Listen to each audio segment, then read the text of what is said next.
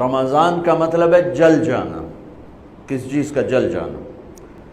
صلاۃ الاوابین حین ترمز الفصال، نیک لوگ ایک نماز پڑھتے ہیں کب؟ جب اونٹ کے پاؤں جلنے لگیں، اونٹ کے پاؤں جب جلنے لگیں، اونٹ کے بچے کے پاؤں جب جلنے لگیں۔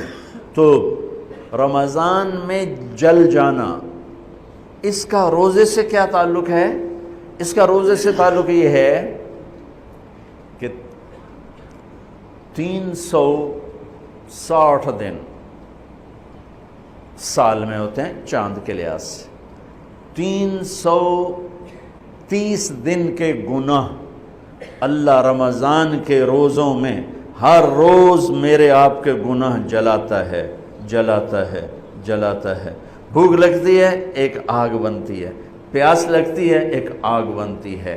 تو ہمارے لکڑی کی آگ میں چیزیں جلتی ہیں اور ہماری بھوک، روزے کی بھوک کی آگ میں گناہ جلتے ہیں، اور 29ویں روزے اللہ سارے سال کے گناہوں کو جلا کے روزہ والا یا روزے والی کو ایسے پاک کر دیتا ہے جیسے آج ماں کے پیٹ سے نکلا ہو۔